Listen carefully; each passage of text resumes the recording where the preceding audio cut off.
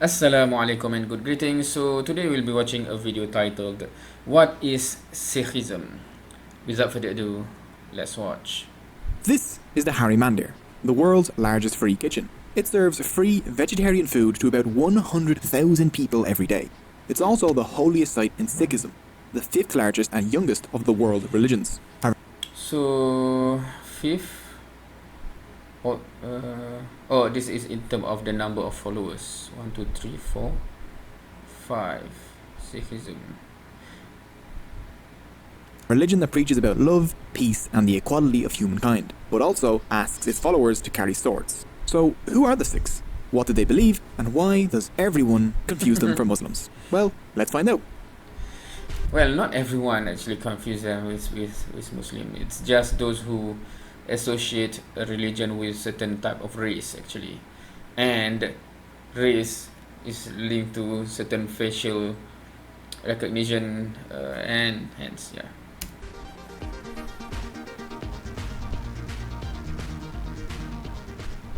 Sikhism originated in the Punjab area of India and Pakistan 500 years ago. The Punjab, the land of 5 rivers, is one of the most historically and culturally dense areas on earth. This was the home of one of the world's earliest civilizations, the Indus Valley civilization.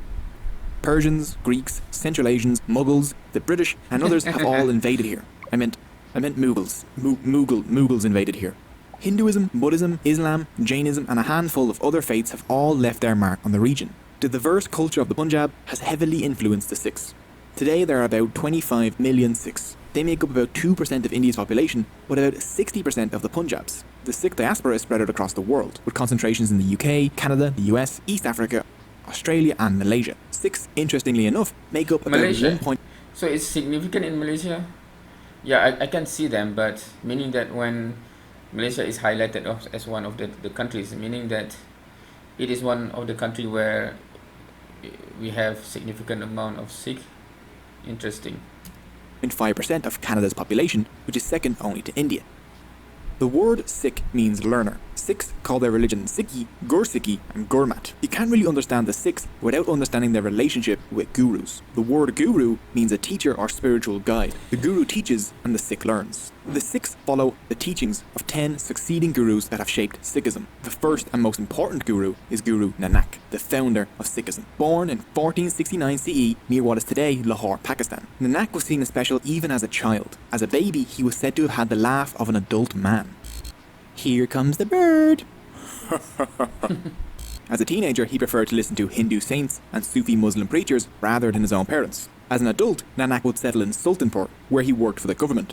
The actions of his fellow government officials and the rich and powerful disgusted him as they exploited ordinary working people, and he hated the caste divisions that he saw all around him. One day, while bathing in a river near Sultanpur, Nanak had a miraculous experience. He was swept up into God's court, where God spoke to him. Nanak reappeared 3 days later, declaring, "There is no Hindu and there is no Muslim. There was only God." This was a message inspired by his experience with God, one that spoke in favour of the equality of humankind and against caste, ethnic and religious divisions. Nanak would later say, "Accept all humans as your equals and let them be your only sect."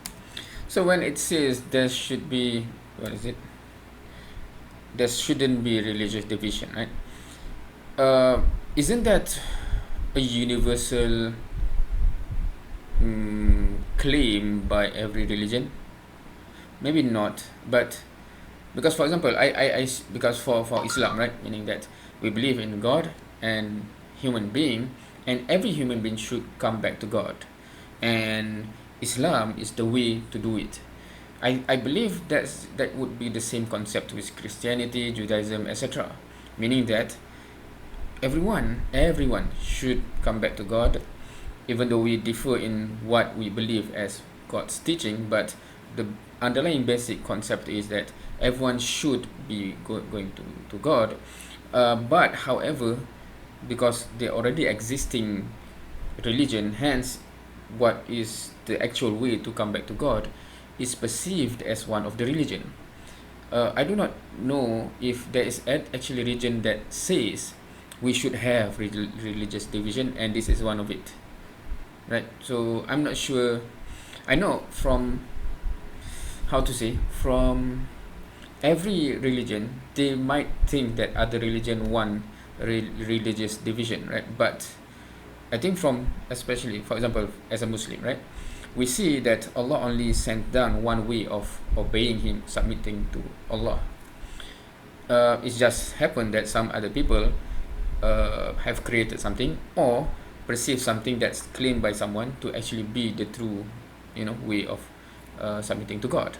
Hence, we have this different religion. But we do not claim to be like, okay, in this world there should be religious division, because we say that everyone should come back to God. So that statement, I'm not sure whether there are religion that actually says that religious division is a way to go. Visions. Nanak would later say, accept all humans as your equals and let them be your only sect. 9 human gurus followed Nanak, all preaching the same message of one God and the equality of humankind. 2 fundamental events that shaped. So this is because he, this is just my perception, right? Of course, he claimed that he had, direct communication with God, but from outside that do not know what's the proof of that. Okay, he might be influenced by, other things that come to him, like just like Christians accuse that Muhammad SAW is influenced by what is already existing, right? So that's accusation from the outside. Okay, so based on that perception, right, so he is exposed to Islam and Hinduism, but he's teaching about one God, meaning that it is siding with what is normal in Islamic teaching rather than having many gods in Hinduism. That's interesting. Sikh history was the martyrdom of 2 gurus. The first was the 5th guru, Guru Arjan, who was roasted alive by the Mughal Emperor Jahangir. The next martyr will be the 9th guru, Guru Teg Bahadur. He was beheaded by the Mughals while attempting to defend the religious rights of Hindus. His son, Guru Gobind Rai, the 10th and final human guru, started a new Sikh community called the Khalsa, and ended the line of human gurus by making the Guru Granth Sahib, the Sikh holy book, the last living guru. We'll take a closer look at both of these in a bit. So with that brief history out of the way, let's take a look at the core beliefs of Sikhism. 1. One God. The Sikh holy book, the Guru Granth Sahib's opening sentence is just 2 words, Ik Onkar. There is only one God. Nanak made sure it was clear that the focus was on one. Ik doesn't just mean one, it is literally the numeral 1. One God is by far the most important belief in Sikhism. This may not be the kind of God you're used to though. Sikhs believe in a formless, genderless, universal God, beyond description. This God... What? Wait, let's... One. One God is by far the most important belief in Sikhism. This may not be the kind of God you're used to though. This might not be the God that you are used to, but then formless, genderless, universal God, that is, I assume at least Islam or Muslim. I'm not sure how, because Christianity have a certain concept behind it. I assume Islam and Judaism really teach this as well, right? Meaning there's genderless, universal God, formless, something like that. So I'm not sure what he's meaning about not being used to that kind of God. Sikhs believe in a formless, genderless, universal God, beyond description. This God is all of reality and is within everything. They believe no idol or image could ever represent this being, so they use the sacred symbol of Ik Onkar to represent it instead. That's interesting. Is it because this seems like an answer to Hinduism that is within that region, right? Because there's idols of, that's how gods looks like, etc. Because I'm not really around Hindu that much, even though now I'm living close by that big Murugan idol. But most of my interaction is with Muslim and Christian, and how it is being described here is more, it's like distancing, for me, distancing from Christian way of associating God or Jesus to a certain form or something. Many Sikhs refer to this one God by the name Waheguru, Wondrous Lord. Guru Nanak and his followers constantly emphasized that this one could be understood in many different ways. No religion had a monopoly on the truth. Nanak's one could be known as Vishnu, Allah, the Tao, Yahweh, the algorithm, or any other name or belief. There was no need to fight over whose God was the true God, as they were all the same one. So that's interesting in the sense that it sounds like, bringing everyone together. However, fundamentally, I don't see how you can say that if someone, how to say this, meaning that because I'm not that well versed with Judaism, but from my limited understanding, the way we refer to God Almighty, and they believe that what the teachings that they have is from God Almighty, and Muslim believe that what we have is from God Almighty, right? So we are believing in terms of this, which teaching is it from God, but our perspective of God, you can say that it's just referring to the same God, no problem there. But for Christianity, because they have a specific concept, so it's very hard to say that both are the same. And what more if you include Hinduism in that? So which God are you talking about? The same God, right? So yeah. Recognize all mankind, whether Muslim or Hindu, as one. The same God is the creator and nourisher of all. Recognize no distinctions among them. The temple and the mosque are the same, so are Hindu worship and Muslim prayer. Human beings are all one. Guru Gobind Singh. So yeah, it does seem like an attempt to deal with what is in front of him, where you have the divide between Islam and Hinduism. But to bring together, which God of Hinduism is the same creator and nourisher of all? That's my question, basically. The lack of a gender for this one God means that there is no difference between men and women in Sikhism. Sikhism was among the first major world religions to make the radical suggestion that maybe, just maybe, women are people too. Women in Sikhism... Wait, what? Islam... I mean, how is that? Because if you want to say women are human too, that's bizarre to say that it's not in non-existence, especially when Islam is already there, right?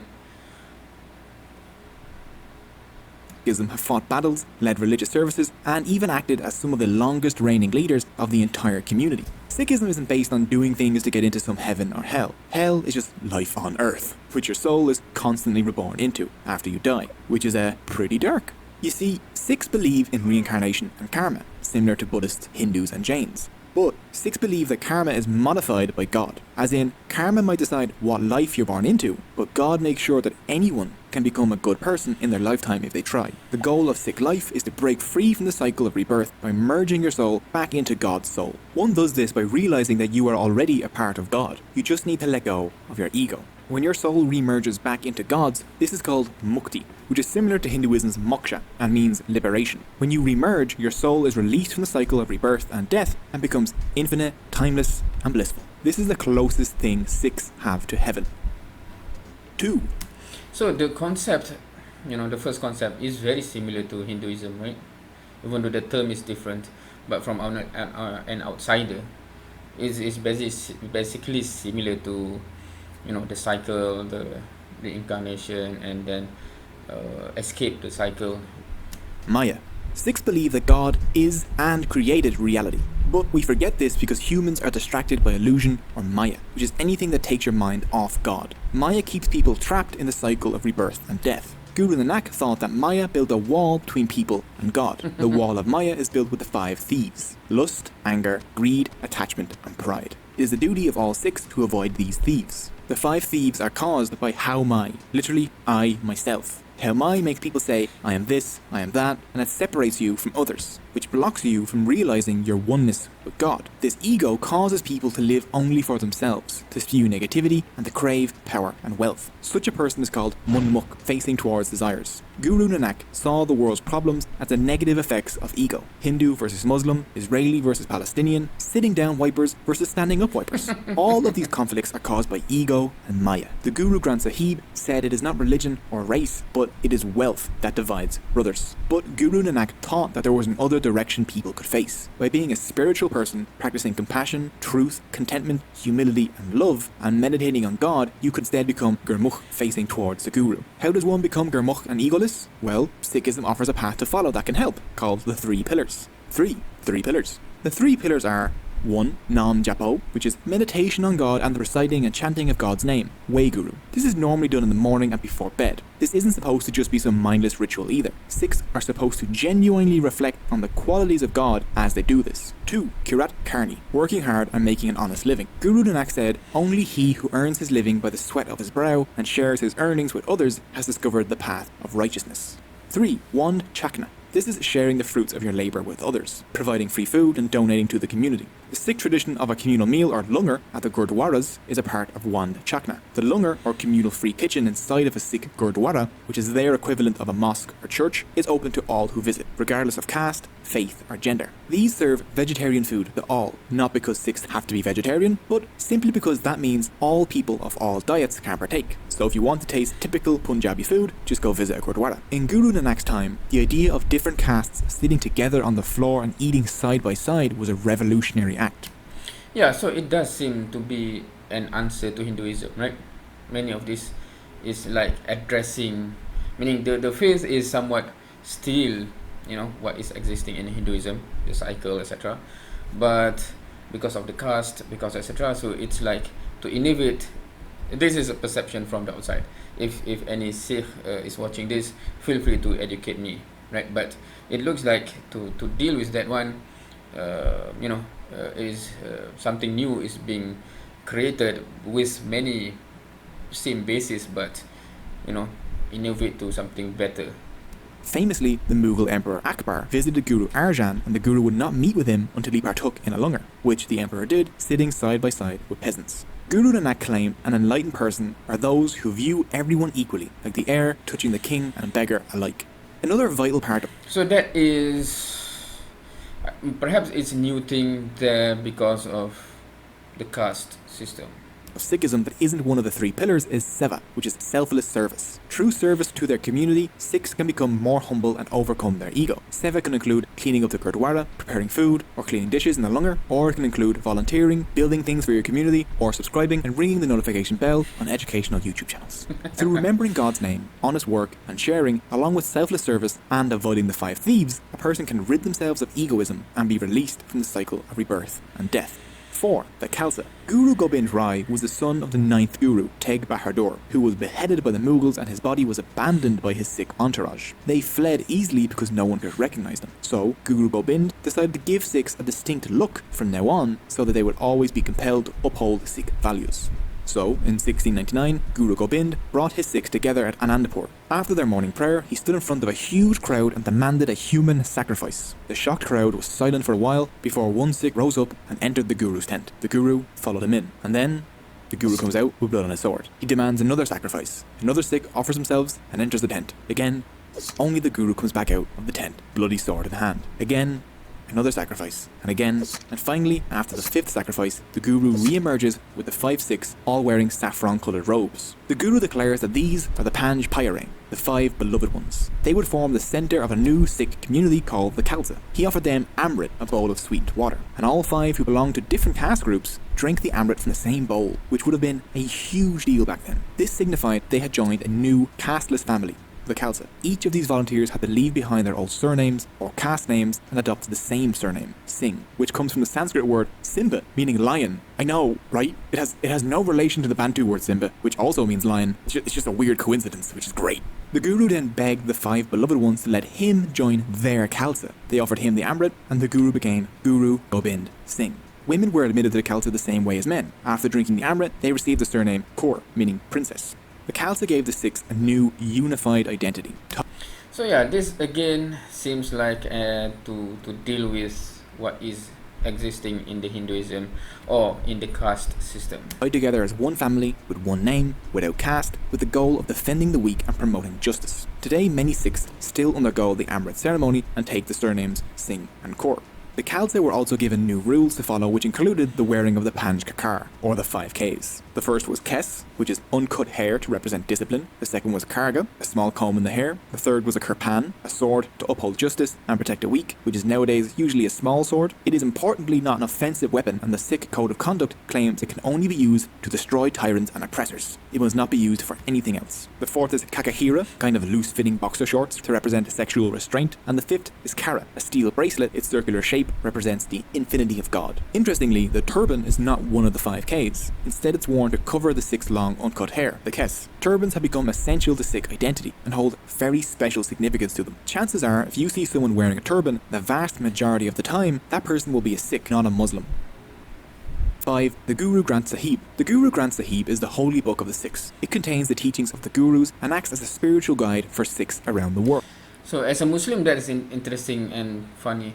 It is probably one of the only holy books that contains not only the writings of the religion's founders, written by themselves rather than after their death, but also the writing of people from other religions. The writings of Muslims and Hindus can be found throughout, along with references to Judaism, Buddhism, and Christianity. Before his death in 1708, the 10th Guru, Guru Gobind Singh, ended the line of human gurus by bestowing guruship on the Adi Granth, turning it into the Guru Granth Sahib, making it similar to both the Bible and Quran and the living prophet at the same time. To break down the name, the word Guru means Guru, Granth means book, and Sahib means Lord. Since that moment, the Guru Granth Sahib has been revered as the current living Guru. It is treated with extreme respect and care. Oddly enough, the Granth is not only read, but sung. It's made up of thousands of hymns. Sikhs don't have mass or service, but a kirtan, meaning communal singing. Normally, these are set to classical Indian music.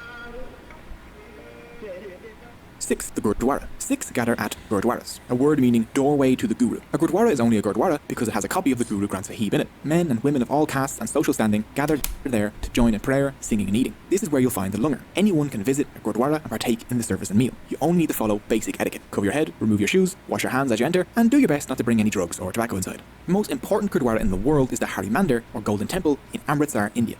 In 1604, Guru Arjan completed work on the Golden Temple and had the Guru Granth Sahib installed inside it. As a gesture of religious tolerance, Guru Arjan invited the Muslim Mian Mir to lay the foundation stone of the Golden Temple. The temple has 4 doors opening on all 4 sides, to show the openness to all cultures and peoples. But on the inside, only one door leads to the inner sanctum, indicating that all paths and beliefs eventually lead to the one God. The Golden Temple is the most visited place in the world, with around 6 million visitors each year. The langar at the Golden Temple serves a free meal to about 100,000 people each day, making it the world's largest free-serving kitchen, all run and staffed by volunteers. And the waiting list to volunteer in the Golden Temple has hundreds of thousands of names on it.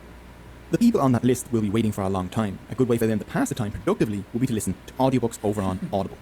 Alright, so that's it, I believe, for the video on Sikhism. Interesting.